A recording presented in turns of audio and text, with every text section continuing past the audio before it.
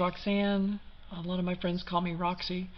And today is the first podcast of what I hope will be many more to come. I will be talking on a wide variety of subjects.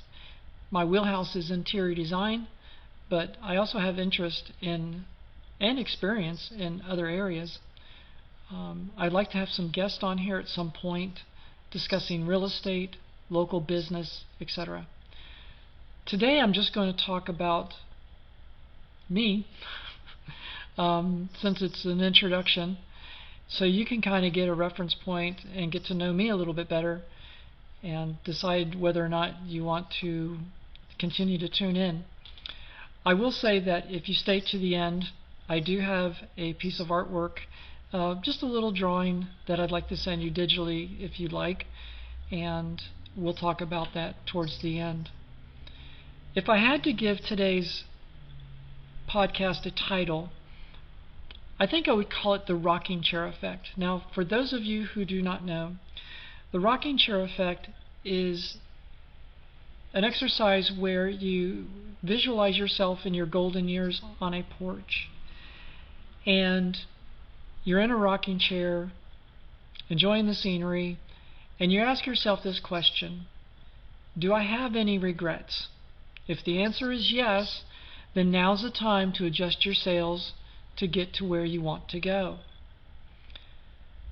On my refrigerator, there's probably several dozen quotes that a dear friend of mine has given me. One of those says, "Day one or one day, you decide." Today is my day one of the podcast, doing something that I really wanted to do, even though it's outside my comfort zone. I do feel it's important. I'm very passionate about it, so we'll see where this goes. So today I'm going to, like I said, talk about my past, how I got to this point, and I'm going to touch on a little bit of some economic issues, specifically the Silicon Valley Bank debacle, or whatever you want to call it, that's going on the West Coast. Not that I have any insight on it, but I am aware of what's going on, and I think that's going to trickle down and affect us, and I'd kind of like to discuss that later on in this podcast. But for starters, me. I grew up in Orlando and had a pretty good childhood. Some would say I was sheltered, which is probably true. We had Disney in the backyard, and I remember going to Disney, and back then in the 70s you had a coupon book, and if you wanted to go on a ride, you would rip out your equivalent ticket to that ride. They had different values, and you could go on the ride. I remember going on Space Mountain, and it was terrifying. I was probably just I probably wasn't even a teenager at this point, like maybe 9 or 10, and it's for those of you who know Space Mountain, you know it's a ride in the dark, and at one point it just feels like it's gone off the rails. But I remember, as many rides do at Disney, they open into or end in a shop, and there's different vignettes along the way. And in this particular ride at this time, it emptied into like their future vision of what mankind was going to be like, and there was this model of a moon base, and I was just fascinated with it. I wanted to build one of my own.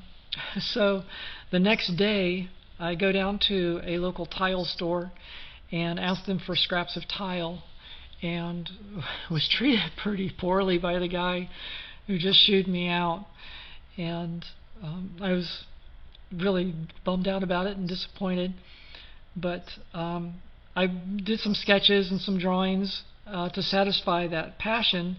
I did go back and talk to someone different and did get some tiles and started a model. My point is that this led to my passion of architecture and design, which comes into play later.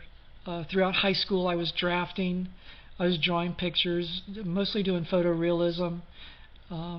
My inspiration was Salvador Dali, which, for those of you who don't know, he's the one that did the melting clock painting, which I always thought was kind of unique.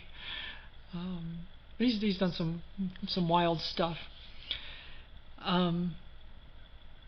I also enjoyed music and played guitar, but I never really fit in with any particular group or couldn't really play anywhere, even though some people thought I was talented enough.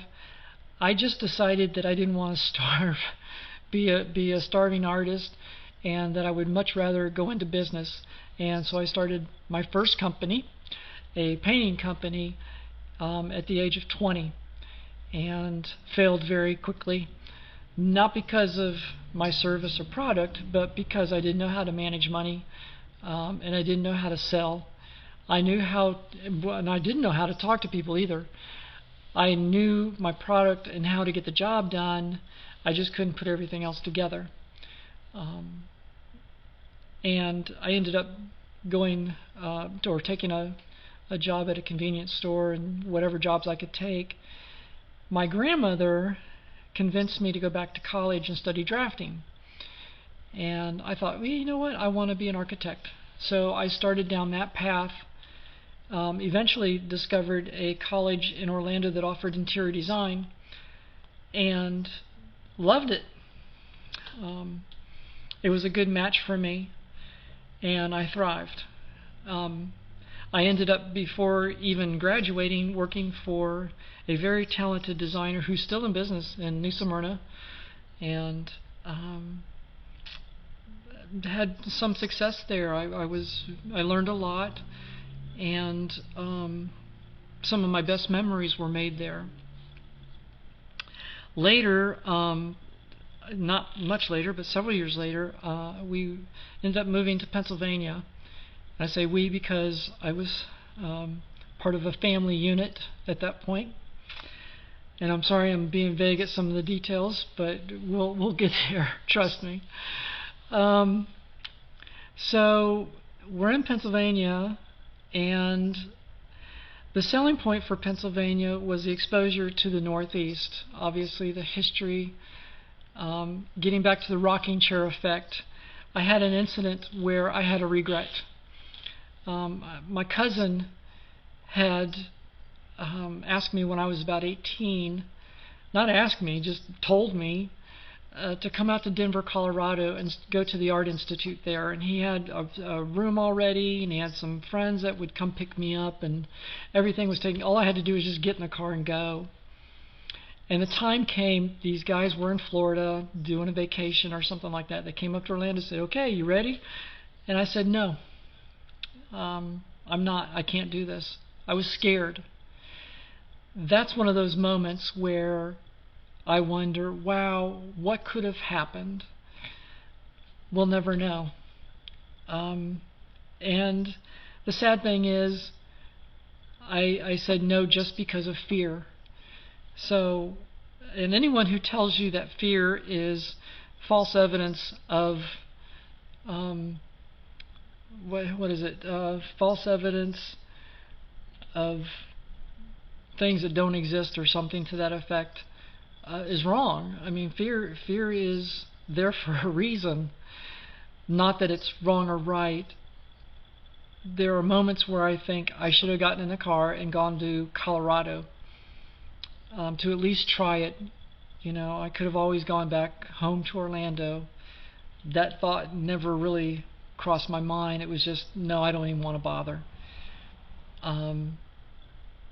You know, it's a regret. So, fast forward to Pennsylvania. Pennsylvania was difficult because we were losing so many jobs. We had closing after closing. We had wood mowed cabinetry, which was in Mifflinburg, Pennsylvania. They moved south to get away from the unions. The unions were just driving their prices up. They couldn't be competitive anymore. Pennsylvania House, which started out as a Lewisburg chair company in the late 1800s, was struggling. They had about 400 employees. Woodmode had 500 employees that left the area. Pennsylvania House had 400 employees making high-quality wood cabinetry, although they were now at a point where they were harvesting American cherry and sending it over to China to be cut and have it sent back to be assembled, I guess. And they said that it saved them much more money than to have an American worker cut and stain the wood furniture here. So that kind of tells you about where we were in the 90s. Lazy Boy ended up buying Pennsylvania House, took the upholstery division down to High Point, North Carolina. I'm not sure what happened to the wood aspect of it. I imagine it's ended up in China somewhere. But nonetheless, there's 900 jobs right there that were left central Pennsylvania. So I was in and out of work. It was a miserable time, work-wise, family-wise. I have some great memories, although there might be other family members who disagree. But it wasn't a bad choice.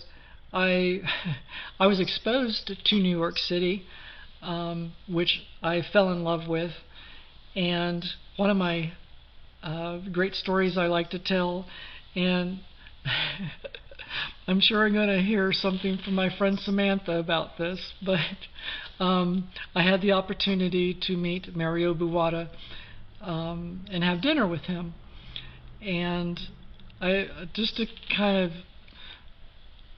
give you an insight of, I'm sorry, but it's kind of funny, and I like telling the story, but it really puts me in a kind of arrogant light, I guess. I don't know.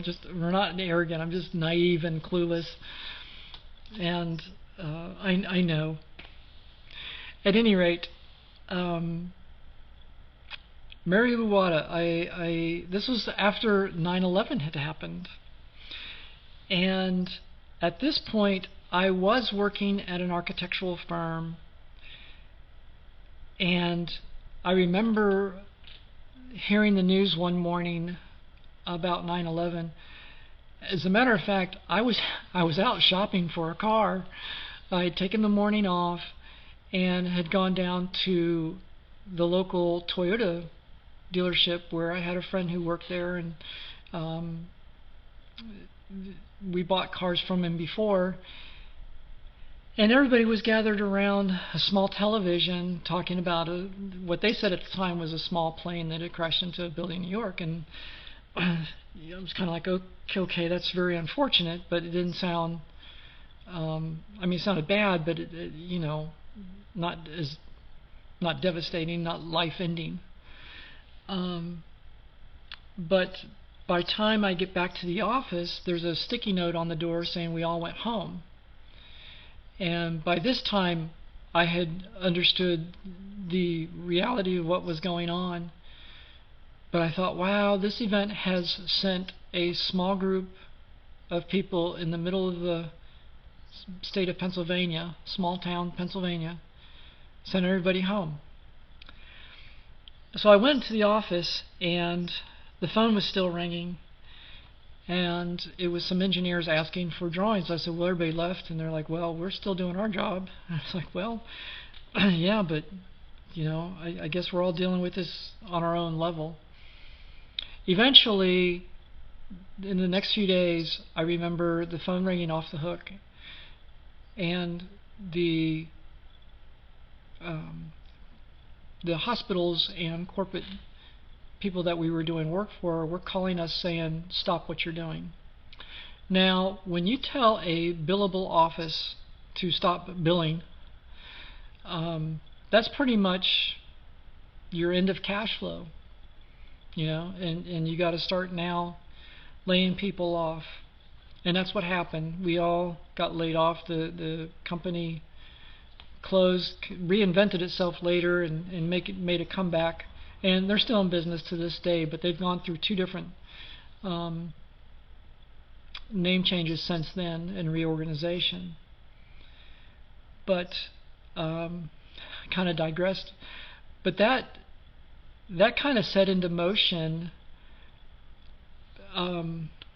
where I'm at today, because it was just ever since, you know, being in my 20s and starting my first business, I was never able to get my footing, no matter how hard I tried. And I kept feeling like life was unfair, and many times I cursed God, because I'm like, this isn't how this is supposed to go. I'm a good person. Why does this keep happening? You know, and I'm pretty sure that if you contacted a lot of my former employers, even the one that sued me, they would tell you that we're good friends to this day. Not all of them, but some of them. Most of them would say that we're in good standing together, and it's all good. But anyways, after 9/11 happened, I was laid off from work. And I was pretty much at this point disgusted with my career choice of interior design. Didn't even know what to do. And I thought, I either need to take my game up a notch, or I need to do something else. I was just lost. I was lost. I was lost emotionally. I was lost mentally. I was lost just in general. Just I had no clear path. And you know, I'm part of this family unit, and I can't really function. So I called up Mary Buwatta and said, you know, look, I'm going through this phase or whatever, don't know what to do. Just like to have you, you know, listen to me and share some thoughts or whatever. And so he said, sure, come on out. And I remember it was after Halloween. So this is after, it's like November-ish, maybe the first few weeks of November of 2001. And I'm in New York City, and he told me to meet him at some like food market place. And I've never seen him in person. We've always talked on the phone or by postal mail. So, and like I said, I've seen him on TV, so I kind of had an idea what he looked like. But I'm standing there waiting, and one of the odd things I remember, because this isn't the first time I've been in New York. I've been in New York several times. But boy, after 2001, it was quiet. It was so quiet. It was almost scary quiet.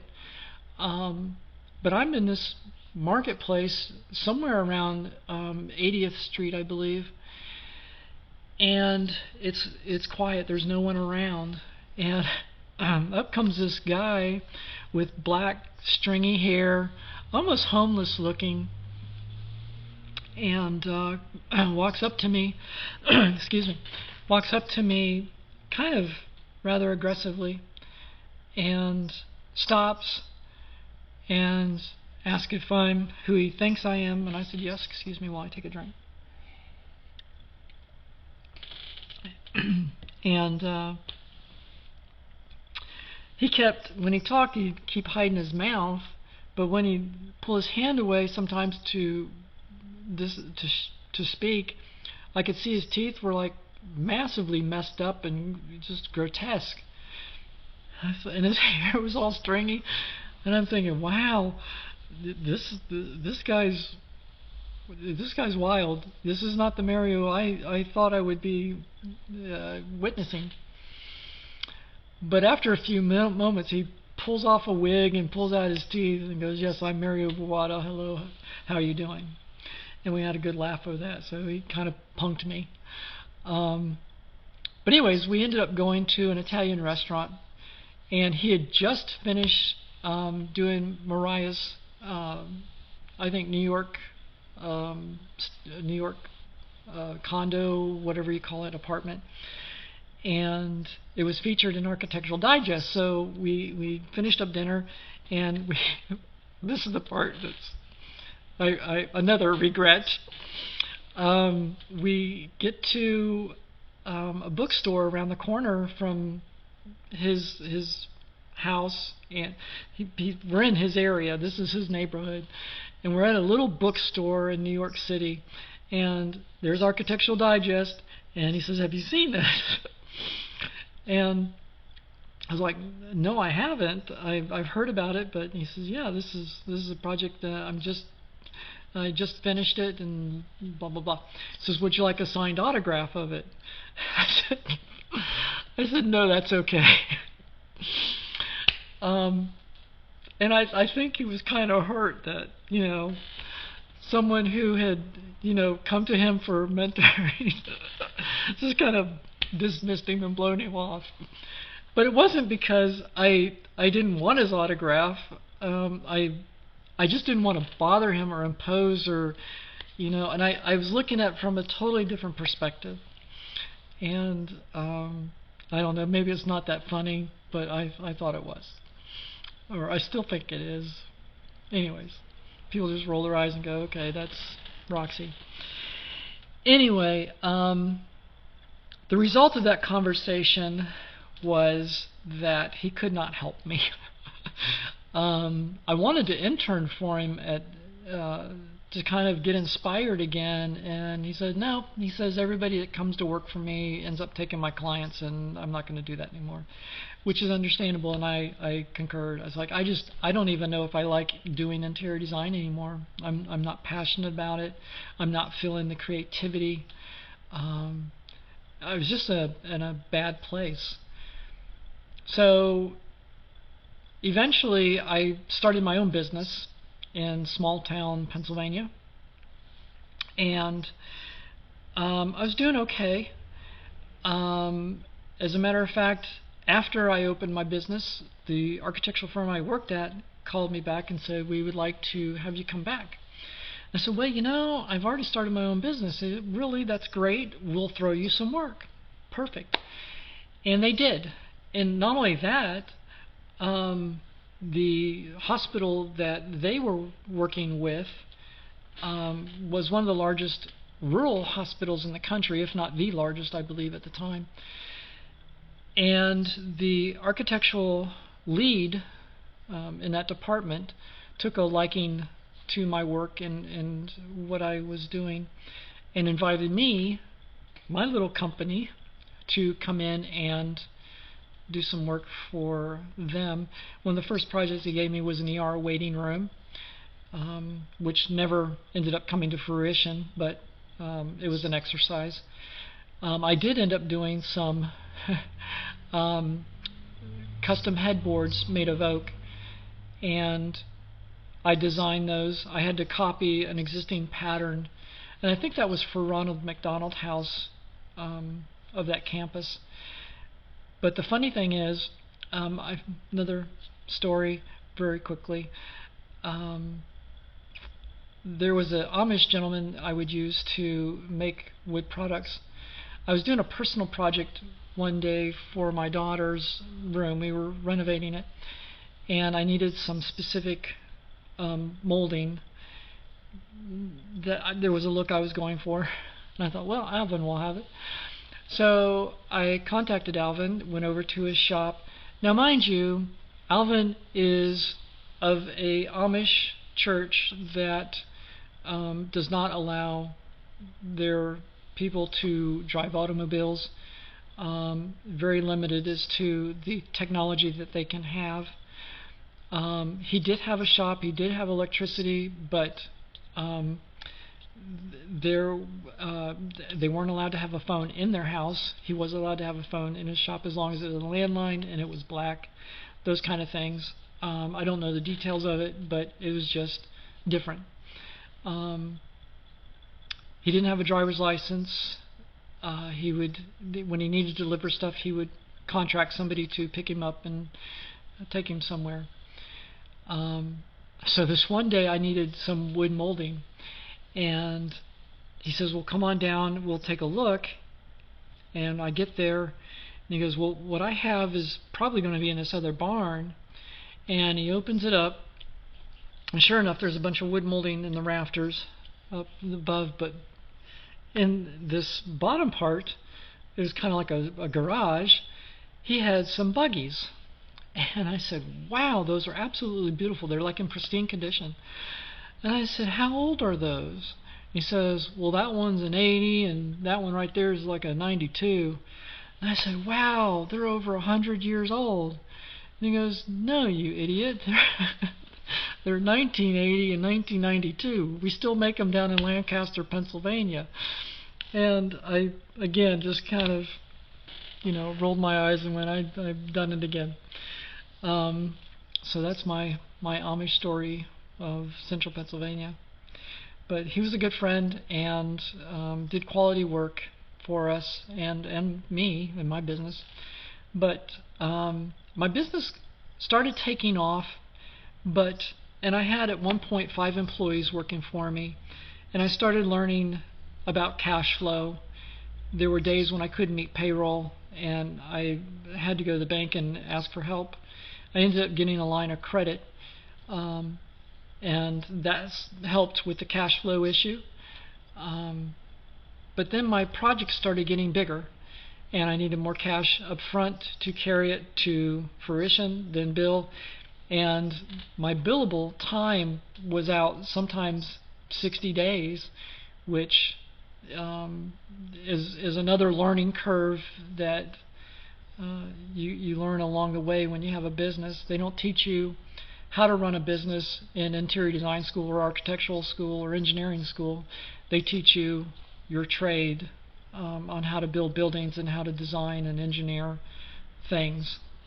So there was a large learning curve, but we were making it. We were getting through. We were having a time of our lives, and I just remember thinking the freedom that I had was priceless. I was able to leave the store anytime I wanted, knowing that I had 5 employees doing their job, going to work. There were times when the children needed to be somewhere. There were emergencies when someone had to jump in a car and take a child to the hospital. I was there for that, and my business allowed us to do that. But it also caused serious tension with my significant other, and I was told to shut it down. And I was in disagreement with that, but I obeyed and did as requested and shut it down. And that was the start of the end of that relationship. And I say, well, I'm, that now that this is happening, and I've been here for almost, 8 or 10 years, whatever it was, and not able to get my footing, I'm going back to Florida, which was booming and had boomed since we left, and grown exponentially. The house we purchased a decade prior, actually over a decade, 15 years prior to that, at $46,000 was growing upwards to $150,000. New roads and interstates were being put in place. A lot of good things were happening in Orlando. So I went back, and I thought, well, the common denominator with my life is I keep working for small mom and pop shops. I need to go to a corporate facility. And a lot of my college peers had gone to big organizations and thrived. And there was one particular place that really liked the students that came out of our college, and that place was called Thomas Ruff. And they were a steel case dealer which contracted to Walt Disney World. And so I was offered a job there. I was actually offered a job several times, and I just kept turning them down. But this time I was like, yes, we'll do this. And so I was brought on board. I was given a BlackBerry, which I thought was so cool. This is like early, 2005, I think, 2006. I thought I'd arrived, and things were looking up. But again, 6 months later, I'm learning that they're closing, and I'm like, how can this be? We have to service Steelcase or Walt Disney World. We have, and there was a military Martin Marietta. I don't know what it's called now, but we were contracted to service them as well. And it's like, how can this be? Who's going to do this? And they're like, well, we'll restructure or whatever. It's just temporary and what have you. But we went from like 70 employees, and of course I was the most recent that was just hired, so I was one of the first to go. I wasn't the first, which really amazed me, but I was let go in short order. So it went down from 70 employees down to 50, down to 25, down to 20, eventually down to 5, and then to 0. And they no longer existed. And that just blew my mind. I was like, there is no safety, no guarantee of work in any organization. There is just no such thing anymore. So I muddled through, and again, I'm still in this bad place where I can't seem to get it together.